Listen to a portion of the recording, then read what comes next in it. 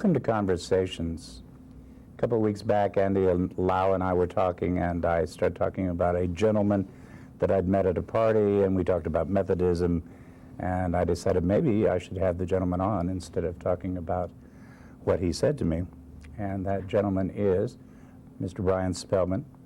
Bryan is the executive officer for the School of Fine Arts? Administrative officer, great. Administrative officer of the School of Fine Arts. He's also active in doing things for the gay cause here in Missoula. He's a member of the Methodist Church, and Methodism is our jumping off point. Do you want to tell us about the recent conference that the Methodists had? Well, and what a jumping off point. And I should say, Greg, that I am a former Methodist. You know, the Jesuits, I believe, say that give me a child to the age of 12 and he's mine for life, and if I never go through the doors of another Methodist church, I will be a Methodist till I die, but my name's not on the rolls any longer. Ah, you're rather angry with the Methodists. Well, I'm a little upset, yes. Disappointed. Disappointed, not terribly surprised, but what I see happening goes against everything that I know to be Wesleyan tradition, and that's very upsetting. I'm going to ask you about your view of the Wesleyan tradition before we go on to what just happened. Okay. You see John Wesley as instituting what sort of a church? Well, understand, of course, that John Wesley never left the Church of England. And he was an ordained priest in the Church of England, and he lived and died an ordained priest in the Church of England. He was, however, at one point locked out of his own church. He served a church, I believe it was Epworth Church in England, and because of his work with what we would today call street people, the pillars of the church locked the church doors. He went out and stood on his father's gravestone. His father was also an Anglican priest, and said, "The world is my parish." Wesley taught a very strict way of doing things, a very methodical way of doing things, and his detractors said, "Well, you're nothing but a bunch of Methodists." And he said, "Well, that's the name we'll take." But it was also a very non-dogmatic practice.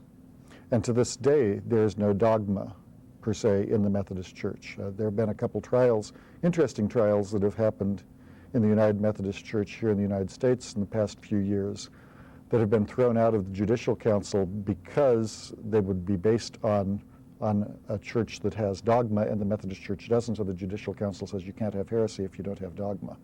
Brian, before you go on, so then when did the Methodist churches separate, become a separate thing from the Church of England? Well, that's a difficult question. In England, it happened quite differently than it did in America. The precursor of what is today called the United Methodist Church and several other churches in the Methodist or Wesleyan tradition in the United States was founded in Baltimore in 1784. And the way that happened was that with the American Revolution, the Church of England stopped sending priests to what had been the colonies. Yeah. Wesley was very concerned about this because while he had been setting up Methodist societies, these were basically Sunday schools, and the people attending these Methodist societies were instructed to go to their local Anglican church for the sacraments. All of a sudden, there were no Anglican churches for them to go to. So Wesley called a couple of his friends and supporters, Francis Asbury and Thomas Coke, and sent them to America to preach the gospel and to do what was necessary to maintain the order of the church. At that point, his brother Charles, who most people know as an extremely prolific hymn writer, said, "Do you have any idea what you've done?" Because in essence, what he had done was he had broken apostolic succession and sent two men off to act as bishops without having the Church of England having consecrated them as bishops. So de facto he'd created a new church. De facto, exactly. Yeah. Mm-hmm. And Francis Asbury certainly took that role to heart and got to America and became, for all intents and purposes, a Methodist pope, if you will. In America. In America. So the church now is international. Oh, yes. Is that correct? Yes, that is correct. That happened after the Revolution at some point. Yes. Didn't it? What stand did the Methodists take on slavery? Or did they? Well, again, let's go back to your first question, All right. because it bears on this. Wesley said he didn't care what you believed. If you want to worship God, come and sit with me, and we will worship God. I don't care what form of worship you feel you need, come and we will worship together. What that has meant over the past 200 years, 200 plus years, is that today the United Methodist Church encompasses, say, Cecil Williams at Glide Memorial Church in San Francisco on the one side, and the Reverend Donald Wildman of the American Family Council on the other side. They are both ordained United Methodist ministers in good standing. At the time of, say, the mid-19th century, the Methodist Church, which at that time was called the Methodist Episcopal Church, was facing, as was all of American society, the very real question of slavery, and also, dare I say, states' rights, if you can look at that in an ecclesiastical standpoint. The church took the position that no officers of the church should own slaves. No, that's Now, nice of them, yeah. but they didn't speak out strongly against slavery. And at that time, you have to understand, the Methodist Episcopal Church was probably the closest thing that we had in this country to a national church. It was strong in all sections of the country, as opposed to other denominations which were more regional. One particular bishop, well, he owned no slaves himself. He was married to a woman who inherited slaves. And the question was raised at General Conference. That's the group that comes together every 4 years to govern the church. What do we do about this bishop who, in effect, owned slaves through marriage? Because of that question, the church split. And it split eventually into three main bodies: the Methodist Episcopal Church, the Methodist Episcopal Church South, which today we know mainly through Southern Methodist University, and the Methodist Protestant Church, which decided to get rid of bishops altogether. That split lasted from, I believe, 1844 till 1939, when those three branches of Methodism came back together. At the same time, there were other branches that split off because they were predominantly black churches that felt they were not getting the support they needed from the denomination as a whole. And so from that, we have today the African Methodist Episcopal Church, the African Methodist Episcopal Zion Church, and what's now called the Christian Methodist Episcopal Church, but used to be called in pre-PC days the Colored Methodist Episcopal Church. As I say, in 1939, the white churches came back together. The black churches are still involved in dialogue, but have not come back into union with us. That may be more about Methodism than I really care to know. I'm sure it was, Greg, and I'm sure it's more than your viewers want. Upon, a lot of people are saying that gay rights, the place of gay people within the church, is the biggest issue since slavery. So there is a tie in here. We want to talk about this conference that the Methodists just finished and what happened. Well, as I mentioned, every 4 years the church comes together as an international body to rewrite or to revisit the rules by which the church is governed. And those rules are codified in a book called the Book of Discipline. Every quadrennium since 1972, it would seem as though the main issue of discussion has been the question of homosexuality. In the 1972 discipline, a phrase was inserted in the social principles of the discipline that says, and I might not have this exact, but it's pretty much, homosexuals, no less than heterosexuals, are children of God and should have their full civil and legal rights upheld. That phrase lasted for 4 years.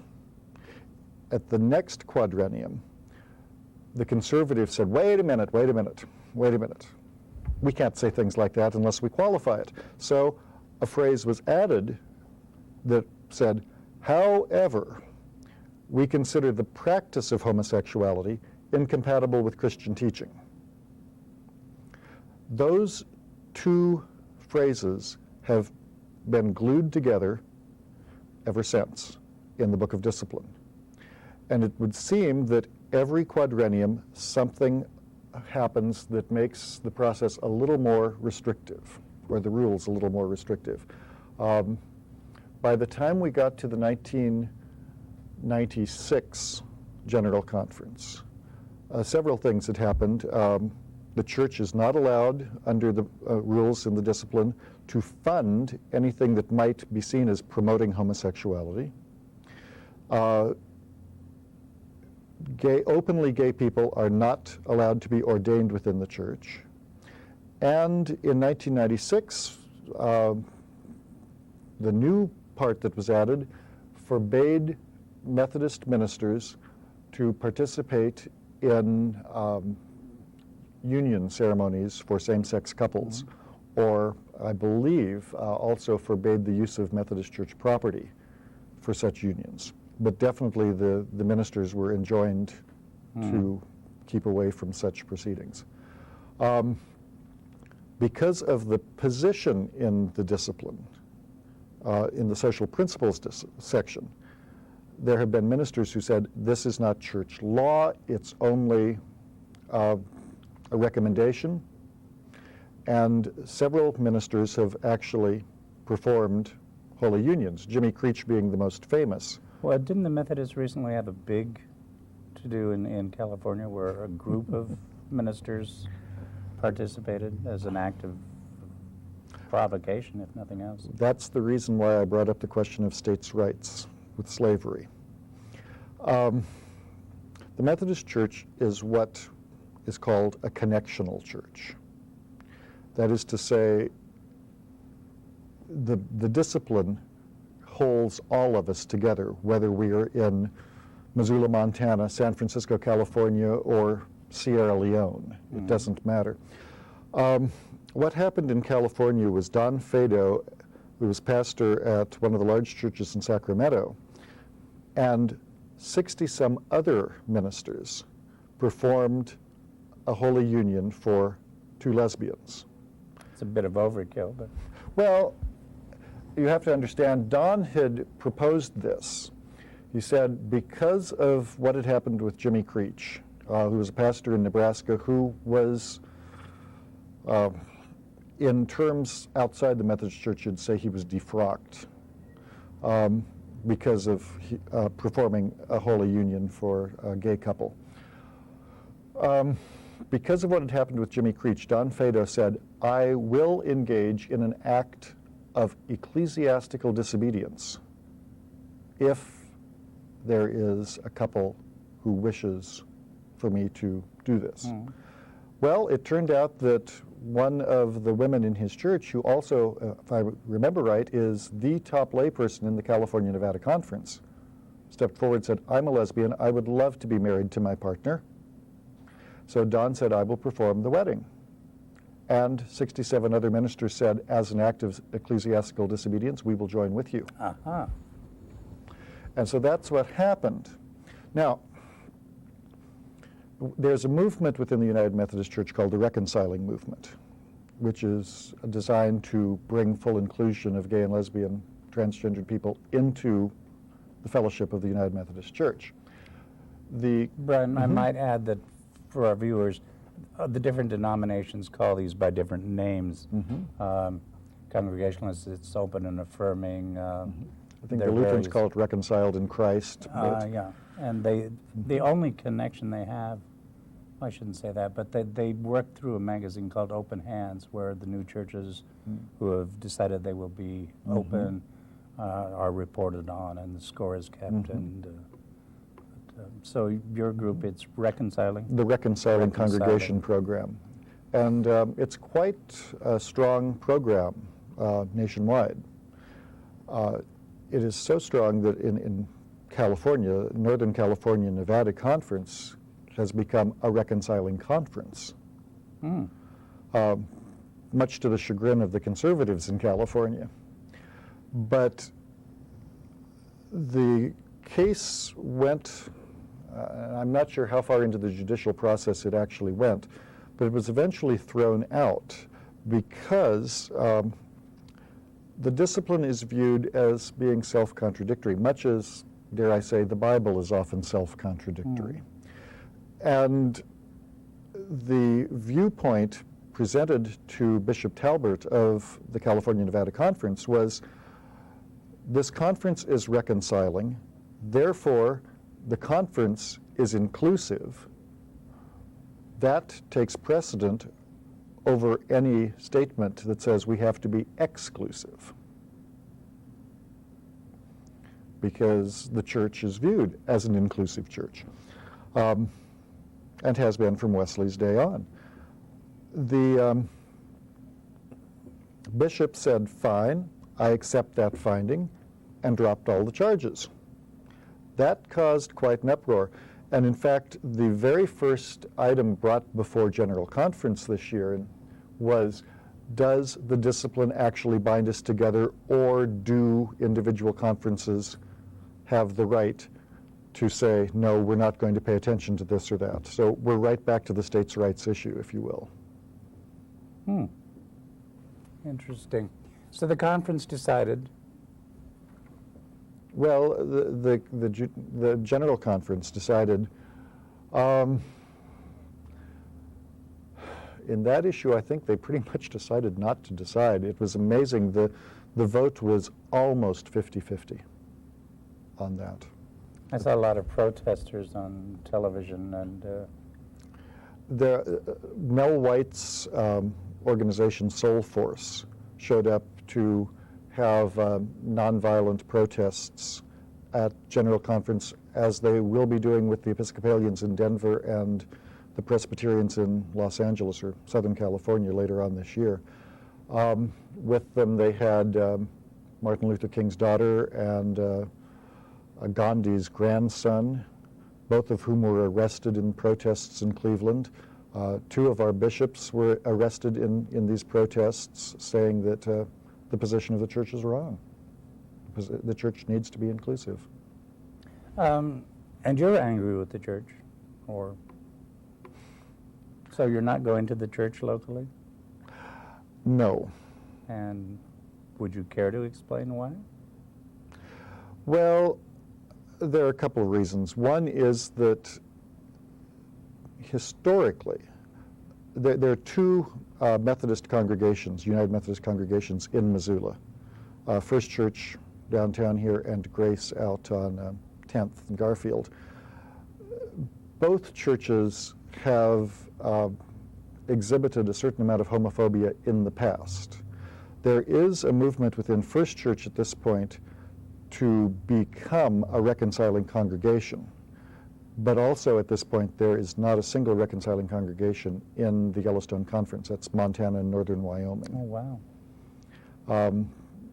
There are a couple of churches have tried. Bozeman First Church has started the process, I believe, and I was part of a process up at St. Ignatius years and years ago to begin to at least study the issue. But I think the pastor who was there at the time left, and I'm not sure that his predecessor carried on with the process. Well, the downtown church opened up for the Matthew Shepard Memorial, and that indicates a certain level of caring of some sort.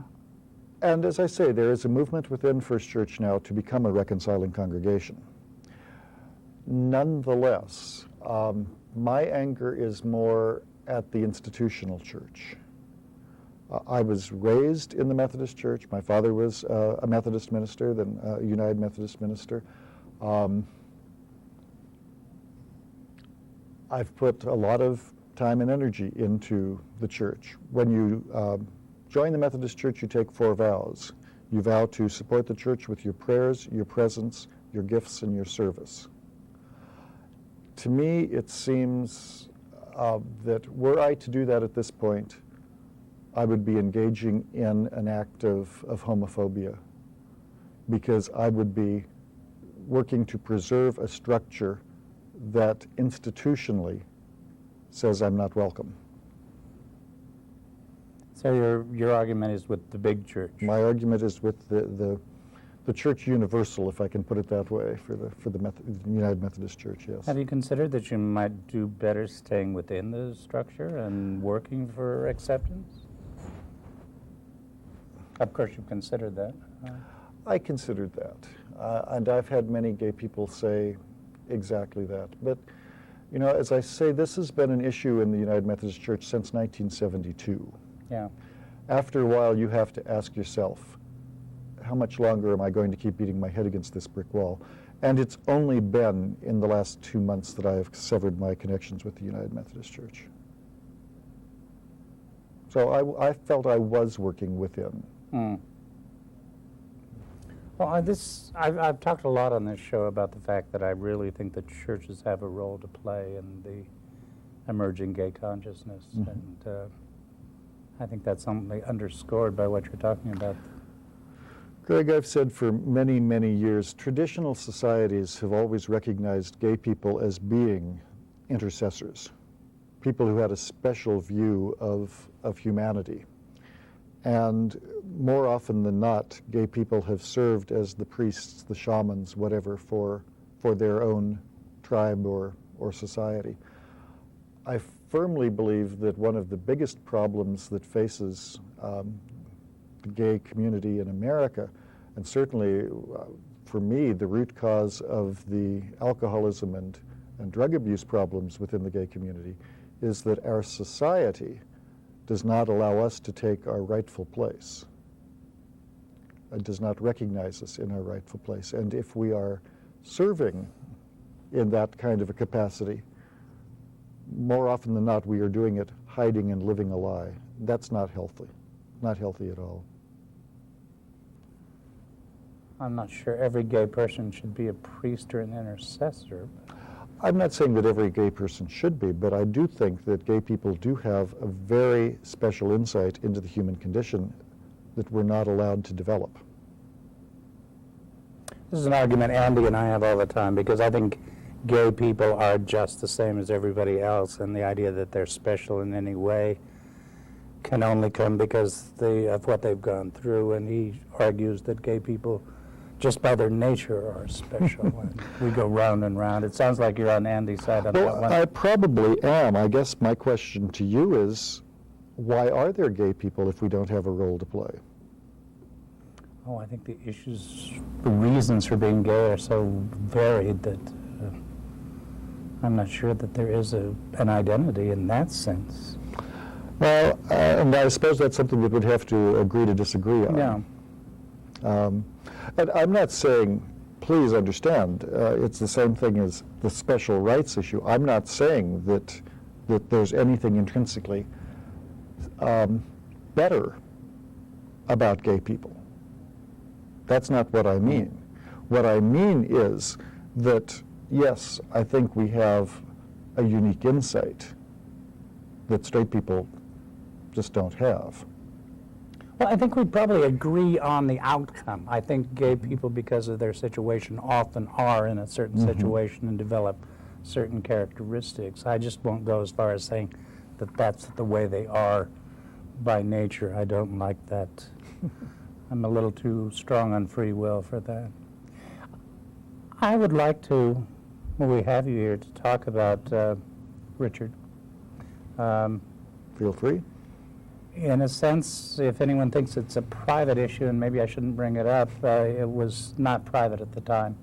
It was very private at the time. When I came back from California, I didn't know anyone. I'd been away so long, I knew a few people, and I was told, well, I should get in touch with Bryan Spellman. I didn't know Bryan Spellman, but I guess you were sort of the unofficial welcome wagon, and we got invited to your place for dinner.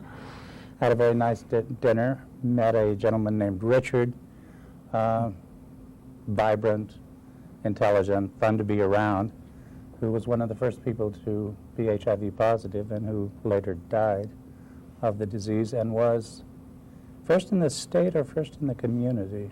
Richard was the first person in Missoula County to be diagnosed with AIDS. That was in June of 1986. Now, there had been a couple of cases diagnosed around the state, I think in Great Falls and Billings, but Richard was the first case in Missoula County, the first diagnosed case. I don't want to say he was the first case, but he was the first official diagnosed case in Missoula County. I had it in my bloodstream at that time, I'm sure, but... Oh, I'm sure that many people did. Yeah. And there were people who were sick in Missoula, but they had not been diagnosed in Missoula. His death became public. Would you like to tell us how that happened and the ins and outs? Because part of it was your doing and part of it was not your doing.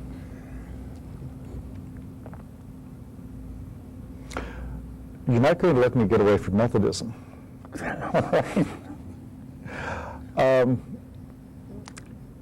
It's part of the social gospel. And when I came out, I came out in 1977, I realized that I couldn't be silent. There were people who were out there who were committing suicide for no better reason than they were gay. And that's not a good reason to commit suicide. So I took a vow then that I would yell from the rooftops if I had to make people understand that there was no reason for vibrant, healthy young people to kill themselves just because they were gay. When Richard became sick, I became very frustrated because, in the first place, as I say, he was the first case diagnosed with AIDS in Missoula County. So there was no support structure at all in this community. There was nothing like the AIDS task force. There was no AIDS council. There was nothing. In fact, our own doctor suggested that we move to Seattle. My predilection would have been to go very public. Richard's predilection was to stay extremely private. I had to respect that. He was the one who was sick. It became very frustrating for me because, as I'm sure you're aware by now, I like to talk. And Richard wouldn't allow me to talk. I couldn't talk to anyone outside the walls of our home, and he wouldn't talk to me himself. And he would go see his doctor. He would not let me go with him, and I had no idea what was going on with him. We did make a trip out to Seattle. We went to Harborview, and we spent a full day out there, and they did a full range of tests and called the two of us in and spoke to us as a couple, which I think was right, afterwards. And the words that the doctor used in talking to us I will never forget. He said, "I have known a great many men who have this disease and have lived a long time. You won't be one of them."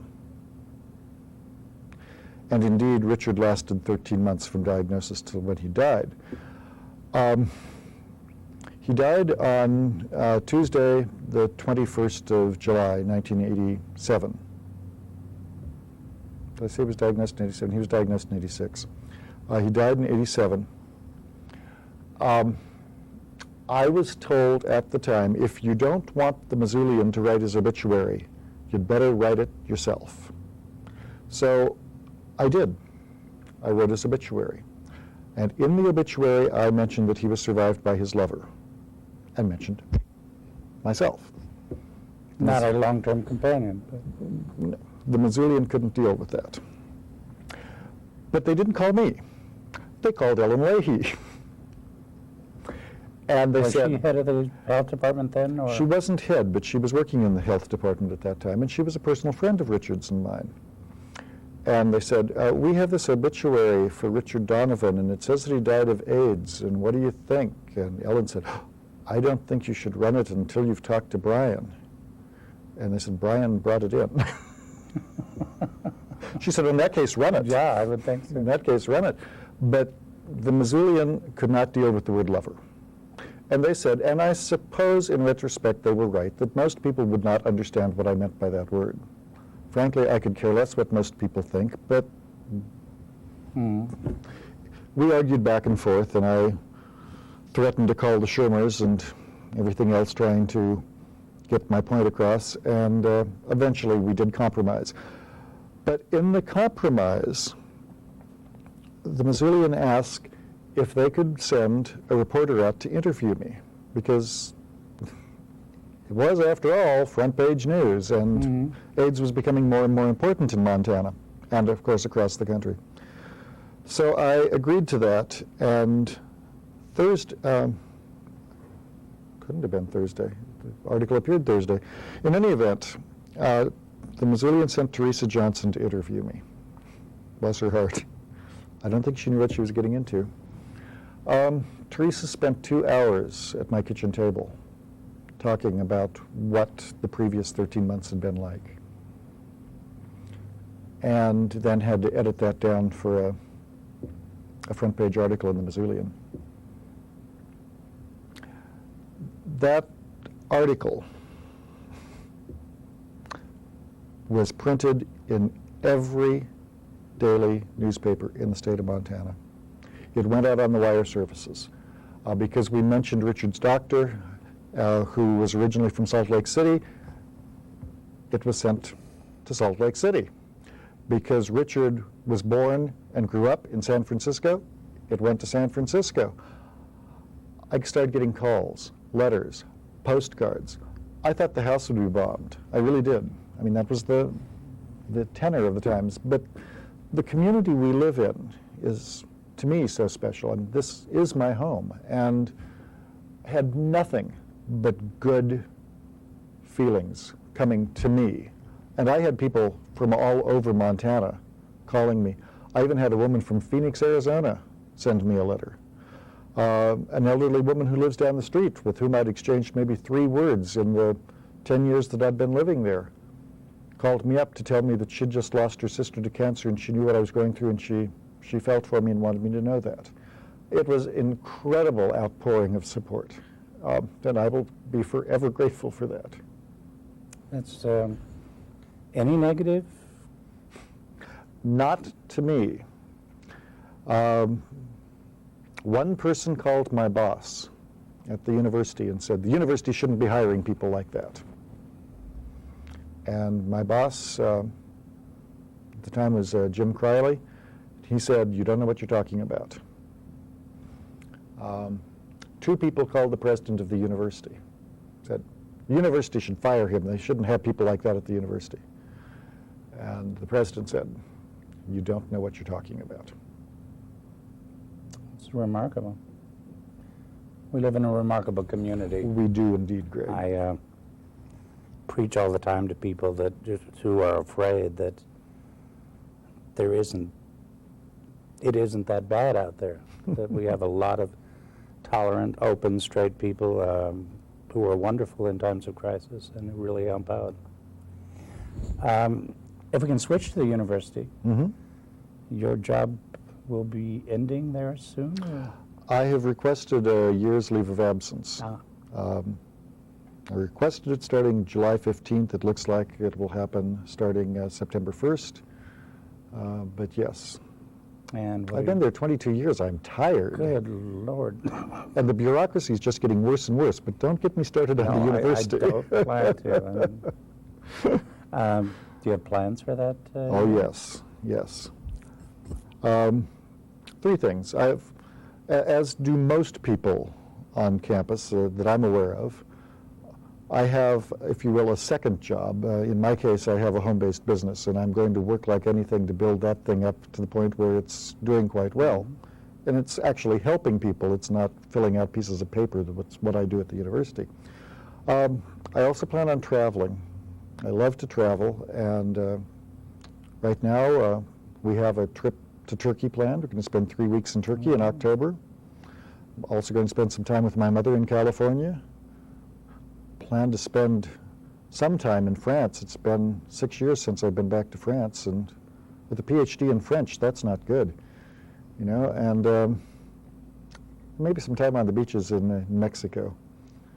But the main thing that I want to do is I believe very firmly in vocation, and this is also part of my anger with the Methodist Church. If God has called you to ministry, who is the Methodist Church to tell you that you can't practice it? I believe very firmly in vocation. I also believe very firmly that my vocation is not to shuffle papers at the University of Montana. But I've been doing it for 22 years. I was going to say, I fell into it. I'm very good at it. I'm sick and tired of it. I've never felt at home doing that. I plan on really studying, meditating, praying, asking for guidance to find out what is my vocation. I'm 50 years old. It's time that I should know what my vocation is, don't you think? I might say if you don't know by now, you'll never get there. It's never too late. That'd be too unkind. Never Bryan. too late to start. Bryan, I'd love you to have you come back. There's many other things that we could talk about, but thank you very much for coming today. Well, thank you, Greg. Appreciate that. Thank you.